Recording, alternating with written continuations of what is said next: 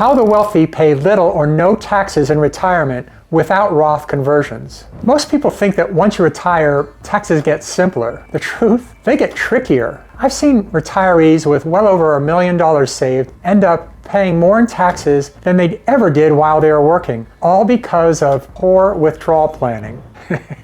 Here's the crazy part. With the right strategy, you can spend $85,000 a year and pay little or no federal income tax for years without any kind of fancy loopholes or Roth conversions. The difference between a good plan and a great plan, it's about $90,000 in lifetime tax savings. Let me show you how. If you're new here, my name is Mark Wisniewski, and I'm the president of Southern Incomes. I work with high-income professionals, business owners, and retirees to maximize the return and minimize their taxes and protect their wealth for the long haul. Today, we're diving into something that most people don't think about until it's too late. How to withdraw money in retirement without giving the IRS more than you need to. It's not just about how much you've saved, it's about how you take that money out and when you take it out. To make it real, I'll walk you through a story of Mike and Linda Johnson, a newly retired couple with well over $1 million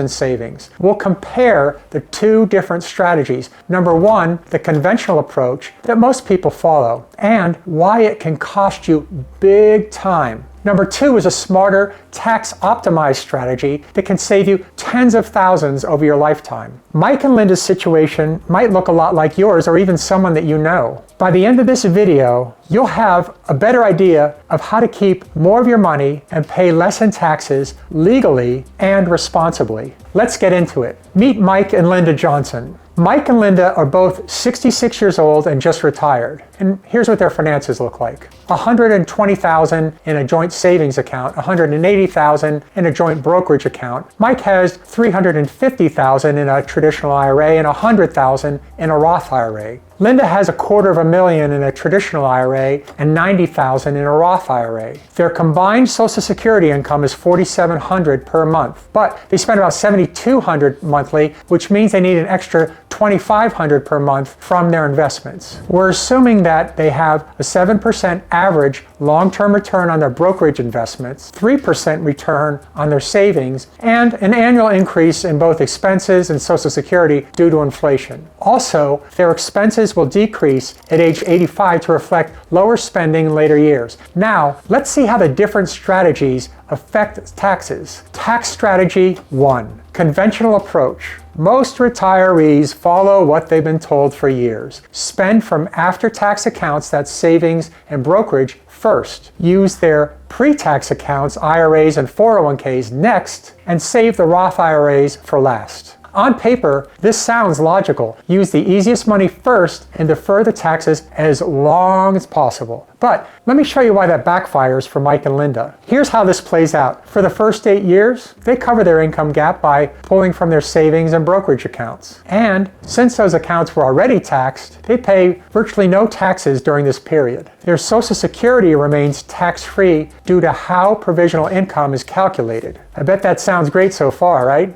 But here's the catch. By age 74, their pre-tax retirement accounts have grown significantly due to investment gains, but also no withdrawals. When required minimum distributions, or RMDs, kick in at age 75, they're forced to withdraw larger sums, spiking their taxable income. And by age 78, their average tax rate jumps above 11% and it keeps climbing. Over their lifetime, this safe strategy results in them paying over $210,000 in taxes.